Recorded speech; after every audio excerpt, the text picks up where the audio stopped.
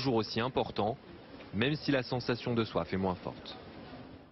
Des records de chaleur qui ont parfois modifié aussi les destinations de vacances des Français, au profit par exemple de la Côte d'Opale. Pour en parler avec nous, Didier Arinaud, directeur général de ProTourisme. Bonjour.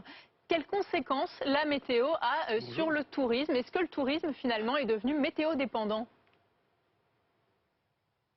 Alors le tourisme est parfaitement météo dépendant, puisqu'on sait que 43% de nos concitoyens sont prêts à changer de destination en fonction de la météorologie et plus de 60% des Français se disent influencés par la météo lors de leur choix de vacances.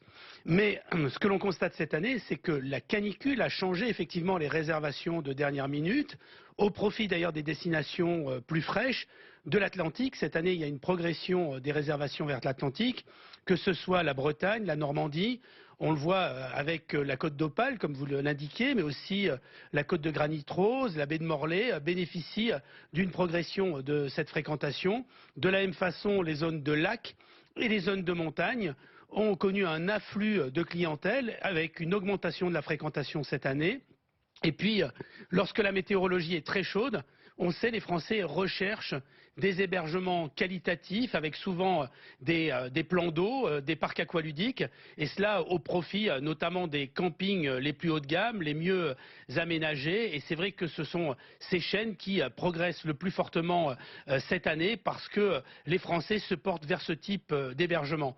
À l'inverse, la Méditerranée, réputée chaude, a subi un retard de réservation cette année et les réservations de dernière minute se sont faites moins rapidement et elles ne sont pas encore faites d'ailleurs pour la totalité du mois d'août du fait de cette météorologie caniculaire. C'est vrai, on a vu effectivement des températures records extraordinaires pour un mois de juillet. Qu'est-ce qu'on peut tirer? Est-ce qu'on peut faire un bilan, un premier bilan de ce mois de juillet avec, on l'a dit, donc cette météo assez extraordinaire? Alors, ce que l'on peut dire cette année, c'est que d'abord, plus de Français sont partis en vacances ou partiront en vacances au cours de l'été.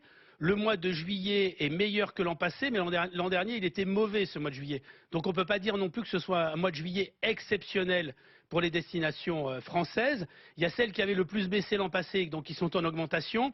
C'est le cas de la montagne, c'est le cas d'une partie de la campagne, c'est le cas aussi des destinations du littoral en règle générale, avec notamment la façade du sud Atlantique qui est en progression.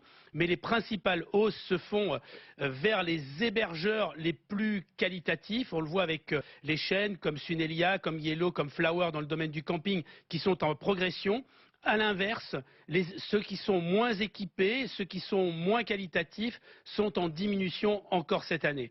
Et puis il y a un phénomène qui est un phénomène grandissant, c'est la volonté de nos concitoyens d'aller vers des destinations plus proches, vers des destinations où ils apprennent, ils découvrent, ils comprennent à la rencontre des populations. On le voit avec le grand succès de certaines thématiques comme le no-tourisme, comme le tourisme sportif. On le voit cette année, c'est la période du Tour de France, mais on voit bien qu'il y a la filière vélo qui est en train de très fortement se développer dans le pays, et pas seulement au travers des spécialistes qui montent les grands cols, mais grâce au vélo électrique. On le voit avec la randonnée, on le voit avec des activités douces.